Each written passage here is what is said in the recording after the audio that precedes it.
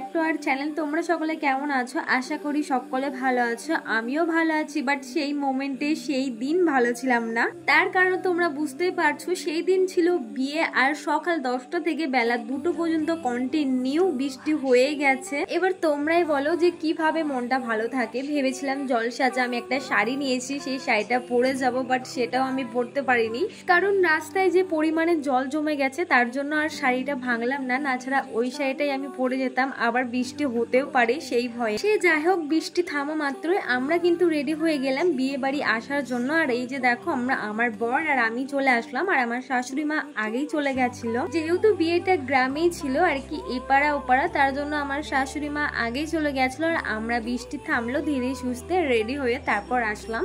এসে এদিক ওদিক করে আমরা বসে পড়লাম খাওয়া দাওয়া করতে, কারণ অনেকটাই বেলা হয়ে গেছে, আবার জলসাজের জন্য বার হতে হবে, তার জন্যই তোমাদের দাদাভাই আর আমি খেয়ে নিলাম। আর এই যে দেখো, ছেলের বাড়ি থেকে আশীর্বাদও করতে চলে এসছে। এদিকে এখন আশীর্বাদ হচ্ছে, আশীর্বাদ পর্ব শেষ হয়ে তারপর বার হবে জলসাজে। আর ওই যে দেখো তোমাদের দাদাভাই, এখন তোমাদের দাদাভাই চলে যাবে ডিউটিতে, কারণ ও আবার রাতে আসবে। কারণ তোমরা তো সকলেই জানো যে তোমাদের দাদাভাই কৃষ্ণনগরে পোস্টিং আছে, তো ওখান থেকে প্রায় যাওয়া আসা করে। সে যাই হোক, আমরা এখন বার হয়ে পড়লাম জলসাজে। এখনো বার হইনি আর কি, সবাই রেডি হচ্ছে দেখতেই পাচ্ছ, আমিও রেডি হয়ে গেছি। আমি একটা শাড়ি নিয়ে এসেছি, আমি বলছি সেই রকম যদি হয় তাহলে শাড়িটা পরবো। তো এই যে দেখো, আমি কিন্তু শাড়িটা পরে নিয়েছি, শাড়ি ব্লাউজ সবকিছুই ব্যাগে করে নিয়ে এনেছিলাম, যেহেতু চুড়িদার পরে তো জলসাজে একদমই মানায় না, তার জন্য একটা নর্মাল শাড়ি এনেছিলাম। আর এই যে দেখো, আমরা কিন্তু এখন বার হয়েছি, আর ওয়েদারটা এখন মোটামুটি ভালোই আছে, একটু বৃষ্টি হয়নি। আর এখানে ছিল একটা মাসি আর একটা বোনও, হাই করতে বললাম তো হাই করে দিল। হাই করতে এত লজ্জা পাচ্ছে কি আর বলবো। পুরো গ্রাম ঘুরে তারপর আমরা চলে আসলাম এখানে ঘাটে। আর এই যে দেখো, একে একে সবাই নামছে, যেহেতু এটা ভীষণ উঁচু তার জন্যই। আর ওই যে দেখো আমার শাশুড়ি মা আর ওখানে সব দাঁড়িয়ে আছে, তোমাদের দেখালাম জায়গাটা ঠিক কত পরিমাণে উঁচু।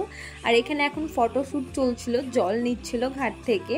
আর তোমাদের তো বলতেই ভুলে গেছি যে বিয়েটা কার। অ্যাকচুয়ালি বিয়েটা ছিল হচ্ছে মাসির বিয়ে, ঠিক আছে, মানে আমার শাশুড়ি মায়ের কাকুর মেয়ের বিয়ে ছিল, তো সম্পর্কে আমার মাসিই হচ্ছে। জল সেজে আমরা কিন্তু বাড়ি চলে এসেছিলাম। জল সেজে বাড়ি আসতে আসতে প্রায় সন্ধ্যা হয়ে গেছিল, এসে আবার সাজতে হবে রাতের জন্য, তার জন্য আমি রেডি হয়ে নিলাম। আর এই যে দেখো, এটা হচ্ছে আমার ফাইনাল লুক। এখনো কমপ্লিট হয়নি পুরোটা, যেহেতু মাথায় ফুল দেব। আর পাশে ওটা ছিল আমার ননদ, তো ননদকেও সাজিয়ে দিয়েছি। আমি রেডি হয়ে বিয়ে বাড়ি চলে এসেছি। আর এই যে দেখো, দুই মাসি বসে আছে, যে মাসিটার বিয়ে সেই মাসি বসে আছে, আর তার দিদি ভাই বসে আছে।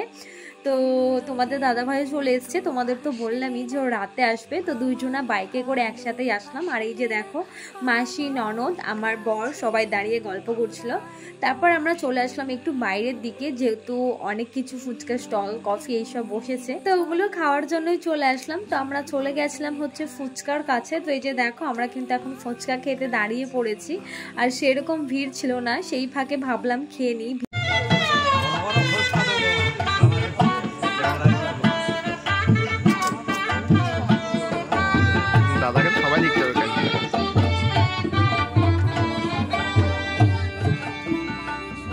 ফুচকা খেতে খেতে জলটা পুরো গায়ে ফেলে দিয়েছি শাড়ির ওপর, তার জন্য রাগে আর ফুচকা খেলাম না। তো তারপর চলে আসলাম এখানে বিয়ে বাড়ির ভিতরে।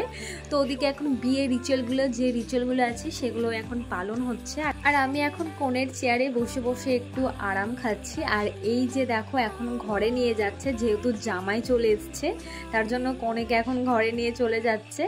আর এই যে দেখো, আমাদের জামাইও হাজির, তো এখন টুপি পরছে। আর পাশে যিনি ছিল সেটা হচ্ছে আমার শাশুড়ি মা, হাত ধরে কি সুন্দর ঘরে নিয়ে যাচ্ছে।